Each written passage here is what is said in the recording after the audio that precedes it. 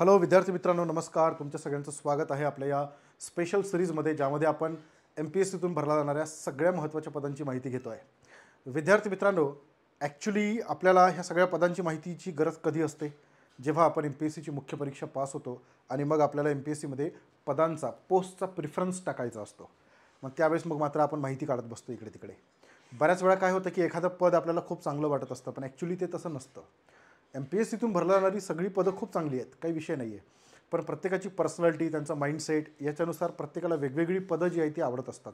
उदाहरणार्थ, ए नावाचा जर एखादी व्यक्ती आहे आणि बी नावाचा आहे. एला DYSP नावाचं जे पद आहे ते जर त्याला पहिल्या प्रेफरन्सला टाकावं वाटत असेल, का तर त्याला वर्दीचं आकर्षण असेल, आणि बीला मात्र डेप्युटी कलेक्टर हे पद टाकावं वाटत असेल, तर बघा दोघांची जी प्रिफरन्स आहेत तो वेगळ्या आहेत.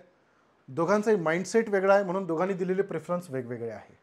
पण बऱ्याच वेळा काय होतं की नंतर काही दिवसांनी या एला असं वाटायला लागतं की अरे आपण DYSP पेक्षा जर assistant commissioner of sales tax टाकलं असतं तर ते जास्त बरं झालं असतं, किंवा सुप्रिटेंडंट लँड रेकॉर्ड हे जर आपण टाकलं असतं तर ते जास्त बेटर झालं असतं. म्हणून मी तुम्हाला ह्या सगळ्या पदांची माहिती इथे सांगत आहे. ठीक आहे. तर आज या सिरीजमध्ये जे सगळ्यात महत्त्वाची पोस्ट आहे, तर या तुम्हाला या पोस्टरवरून लक्षात आलं असेल, अधीक्षक, भूमी अभिलेख, सुप्रिटेंडंट लँड रेकॉर्ड. आपल्या देशामध्ये हजारो वर्षापासून राजे महाराजे वेगवेगळे मोठे मोठे एम्पायर होऊन गेले, तर त्यावेळेस जमीन महसूल, लँड रेव्हेन्यू हा सगळ्यात महत्त्वाचा टॅक्स होता. कारण राजाला तिथूनच मोठ्या प्रमाणात महसूल मिळायचा. म्हणून जमिनीचे सगळे महत्त्वाचे जे मोजमाप आहे, ठीक आहे, पॅरामीटर्स आहे, ते मोजमाप आहे, जमिनीचे सगळे महत्त्वाचे कागदपत्र आहे, त्याचे रेकॉर्ड आहे, ते एका विभागाकडे ठेवल्या जायचे. आणि तो विभाग हा राज्याचा सगळ्यात महत्त्वाचा विभाग असायचा. नंतर ब्रिटिश आपल्या देशामध्ये आल्यानंतर त्यांनी जास्तीत जास्त जमीन लागवडीखाली आणली, आणि ब्रिटिशांचं काम एकदम पद्धतशीर होतं. त्यांनी भारतातल्या जमिनीचं सर्वेक्षण केलं, त्याची मोजणी केली, आणि ते ज्या जमिनी आहे त्याचे रेकॉर्ड्स जे आहेत ते अत्यंत काळजीपूर्वक ठेवले. आजही तुम्ही कुठल्याही कोर्टामध्ये गेला तर ब्रिटिशकालीन जमिनीचे पुरावे काढले जातात, कारण ते जास्त ऑथेंटिक आहेत. ठीक आहे. प्रत्येक व्यक्ती भारतातला ज्याच्याकडे कोणती ना कोणती जमीन जुमला आहे, तर त्याच्यासाठी सगळ्यात महत्त्वाचं असलेलं डिपार्टमेंट म्हणजे लँड रेकॉर्ड. प्रत्येक शेतकरी आपल्या शेतीची मोजणी करतो, कारण नेहमी शेतीचे जे वाद आहे ते धुऱ्यावरून होतात असं म्हटलं जातं, किंवा सर्वे नंबर चेंज होतात शेतीचे, किंवा आपण शेती एकमेकांना विकतो तर त्याच्यामध्ये सुद्धा भरपूर वाद होतात. तर अशा वेळेस जमिनीची मोजणी केली जाते. बरोबर. मग ही जी जमीन आहे ही कोणाच्या नावावर आहे, बरोबर, ही आधी कोणाच्या नावावर होती, ठीक आहे, मग आता ही ॲक्च्युली होती तेवढीच भरताय की कमी भरतायत, ह्या सगळ्या गोष्टीचे रेकॉर्ड मेंटेन करणं हे या डिपार्टमेंटचं काम आहे. तसेच जमिनीची मोजणी करणे हे सुद्धा या डिपार्टमेंटचं सर्वात महत्त्वाचं काम आहे. त्याच्या संबंधित सगळे महत्त्वाचे कागदपत्र ठेवणे, कारण भारत देशामध्ये सगळी संपत्ती जी आहे ती जमिनीच्या स्वरूपामध्ये आहे, आणि म्हणून हे जे कार्यालय आहे ते फार महत्त्वाचं आहे. हे एका विशिष्ट गोष्टीपुरतं मर्यादित आहे, म्हणजे फक्त आणि फक्त लँड रेकॉर्ड, पण महत्त्वाचं आहे. ठीक आहे. येस. तर चला याच्याबद्दल माहिती घेऊया.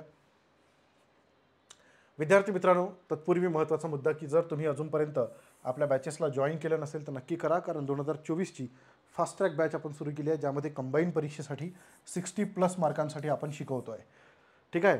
प्री आणि मेन्स दोन्हीची तयारी करून घेतल्या जाईल. प्रत्येक विषयावरची 1,000 प्रश्नांचा सराव आपण करून घेणार आहे. या बॅचला तुम्हाला महाराष्ट्रातले टॉप एज्युकेटर शिकवत आहे, आणि प्रत्येक विषयासाठी वेगवेगळा टीचर आहे, एक्सपिरियन्स टीचर आहे, ज्यांच्या हाताखाली अनेक अधिकारी घडलेले आहे. तर तुम्ही महाराष्ट्रातल्या कुठल्याही कानाकोपऱ्यात असला तरी तुम्ही ही बॅच करू शकता, कारण ही लाईव्ह आहे आणि रेकॉर्ड पण आहे. तुम्हाला लाईव्ह नाही पाहू शकले तर रेकॉर्ड फॉर्मॅटमध्ये तुम्ही पाहू शकता. डिस्क्रिप्शन बॉक्समध्ये याची लिंक दिलेली आहे. दुसरी जी बॅच आहे आपली ती यशोदय बॅच आहे. ही 2025साठी आपण सुरू केलेली आहे. जे विद्यार्थी राज्यसेवा परीक्षेची तयारी करत आहेत त्यांच्यासाठी ही बॅच आहे. ठीक आहे. कारण 2025मध्ये सिलेबस चेंज होत आहे, डिस्क्रिप्टिव्ह पॅटर्न येत आहे, तेव्हा तुम्हाला एकदम प्रॉपर मार्गदर्शनची खूप गरज असणार आहे. म्हणून आपण ही बॅच सुरू केली आहे. महाराष्ट्रातले टॉप एज्युकेटर तुम्हाला इथे शिकवत आहेत, ज्यांच्या हाताखाली बरेचसे विद्यार्थी अधिकारी झाले आहे. मेंटॉरशिप प्रोग्राम आम्ही तुम्हाला ऑफर करतो आहे, कारण मेंटॉर म्हणजे जो तुमच्या पावलोपावली सोबत राहील, तुम्हाला सांगेल, प्लॅन तयार करून देईल, अडचणी सोडवेल. तर हे सगळे तुमच्यासाठी अपॉइंट केले गेलेले आहे, ज्यांनी स्वतः पोस्ट काढल्या आहेत राज्यसेवेतून, ते तुम्हाला इथे मार्गदर्शन करणार आहे. मटेरियल तुम्हाला स्टडी मटेरियल पूर्णपणे फ्रीमध्ये मिळत आहे. 10 पैकी 10पेक्षा जास्त बुक्स तुम्हाला फ्रीमध्ये घरपोच मिळणार आहे. महाराष्ट्रातल्या कुठल्याही ठिकाणी असाल तर कुठेच जायची गरज नाही, तुम्ही ऑनलाईन ही बॅच करू शकता, तुमच्या वेळेवर करू शकता. ठीक आहे, लाखो रुपये खर्च करायची काही गरज नाही आहे. ठीक आहे.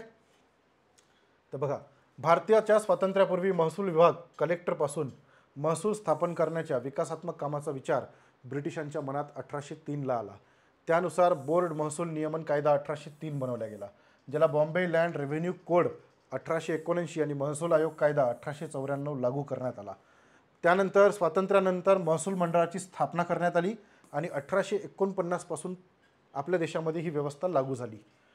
आयुक्त सर्वेक्षण settlement and land record Maharashtra government हे महसूल आणि नगरपालिका शहरातलं जमीन प्रशासनासाठी सर्वेक्षण करणे, पुनर्सर्वेक्षण करणे, प्रारंभिक सर्वेक्षण करणे, पुन्हा वेगवेगळ्या जे सर्वेक्षण करण्याचं काम आहे ते या डिपार्टमेंटचं असतं. त्याचे सर्वेक्षण करून त्याचे सगळे रेकॉर्ड तयार करणे, ते जतन करून ठेवणे हे खूप महत्त्वाचं आहे. नाहीतर लोक हे न्यायालयामध्ये जावं लागतं त्यांना आणि अनेक वर्ष शेतीचे वाद हे कोर्टामध्ये चालतात. ठीक आहे. कार्यालयाचं सर्वेक्षण करणे, जमिनीच्या नोंदींची देखरेख करणे, त्या नोंदी अपडेट करणे, याच्यासाठी हे जे डिपार्टमेंट आहे जे जबाबदार आहे. ठीक आहे. येस. बघा, राज्यातलं सर्वेक्षण, सेटलमेंट आणि जमिनीच्या नोंदीशी संबंधित असलेल्या सगळ्या गोष्टींना सेवा प्रोव्हाइड करण्याचं काम हे सुपरिटेंडंट लँड रेकॉर्डचं असतं. दुसरं, जमिनीच्या सर्वेक्षण, सेटलमेंट आणि जमिनीच्या नोंदीशी संबंधित सेवा, ठीक आहे, ह्या सगळ्या या डिपार्टमेंटला प्रोव्हाइड कराव्या लागतात. उद्या जर तुमच्या जमिनीचे कुठलेही वाद निर्माण झाले, ठीक आहे, उद्या कोणतेही वाद निर्माण झालेत तर तुम्हाला पहिले या डिपार्टमेंटला जावं लागतं. या डिपार्टमेंटमध्ये गेल्यानंतर तुमच्या जमिनीच्या संदर्भातले सगळे महत्त्वाचे कागदपत्र तुम्हाला काढावे लागतात. सर्वे नंबर असेल, गट नंबर असेल, ठीक आहे, किंवा तुमच्या शेती ही तुमच्याच नावावर आहे का याच्या संदर्भातले सगळे पुरावे तुम्हाला इथे मिळतात. नंतर तुम्ही मोजणीसाठी अप्लाय करू शकता की माझ्या जमिनीची मोजणी झाली पाहिजे. जेवढी जमीन तुम्हाला एखाद्या व्यक्तीने विकली तेवढीच तर ती भरत असेल तर काही इश्यू नाही. ती कमी भरत असेल तर तुम्ही या कागदपत्राच्या आधारावर तुम्ही कोर्टात जाऊ शकता. ठीक आहे. म्हणून एक प्रत्येक व्यक्तीची जमीन मोजून देण्याचं काम, त्याचं रेकॉर्ड ठेवण्याचे काम हे या डिपार्टमेंटचं असतं. खूप महत्त्वाचं डिपार्टमेंट आहे. ठीक आहे. यस.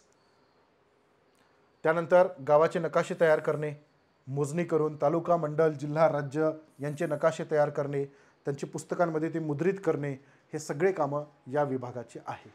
ठीक आहे. मग आता समजा तुम्हाला या विभागाचा अधिकारी बनायचं असेल, ठीक आहे, या विभागाचा जर तुम्हाला अधिकारी बनायचं असेल तर तुम्हाला काय करावी लागेल? राज्यसेवा ही परीक्षा द्यावी लागेल. राज्यसेवा परीक्षेतून क्लास 1 आणि क्लास 2 अशी 2 पोस्ट भरल्या जातात, ज्यामध्ये सुपरिटेंडंट लँड रेकॉर्ड ही पोस्ट असते आणि दुसरी डेप्युटी सुपरिटेंडंट लँड रेकॉर्ड ही पोस्ट असते, ज्याला आपण मराठीमध्ये अधीक्षक लँड रेकॉर्ड असं म्हणतो, जो जिल्हा लेवलला असतो. दुसरी उपअधीक्षक लँड रेकॉर्ड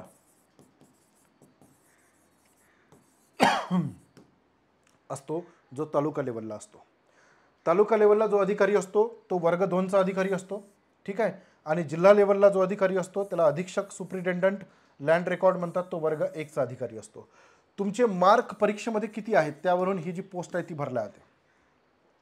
यांना दोन्ही प्रकारचा अनुभव असतात. यांना प्रशासकीय काम म्हणजे प्रशासकीय अधिकारी असतात, तालुका लेवलवर जमिनीची नोंदणी करणारे, मोजणी करणारे, रेकॉर्ड ठेवणारा जो डिपार्टमेंट आहे त्याचं प्रशासकीय काम याला करावं लागतं. सगळा कर्मचारी वर्ग हँडल करावा लागतो. तसेच तांत्रिक गोष्टीचं सुद्धा ज्ञान यांना ठेवावं लागतं. जिल्हा लेवलला जो अधिकारी असतो तो संपूर्ण जिल्ह्यामध्ये जे काही मोजणीचं सगळं काम असेल त्यावर कंट्रोल ठेवतो, मोजणी करतो. ठीक आहे. त्याच्या नोंदी ठेवतो, ते सगळं जे रेकॉर्ड आहे ते अपडेट ठेवतो. ठीक आहे. ह्या सगळ्या गोष्टी या डिपार्टमेंटकडे असतात. बढिया पोस्ट आहे. कोणतंच पॉलिटिकल इंटरफेअर नाही आहे. ज्याला राज्यसेवेची परीक्षा पास करून आरामात आयुष्य जगायचं आहे, प्रामाणिक वर्क करायचं आहे, त्याला ही पोस्ट सगळ्यात फेवरेबल आहे, सर्वात जास्त फेवरेबल.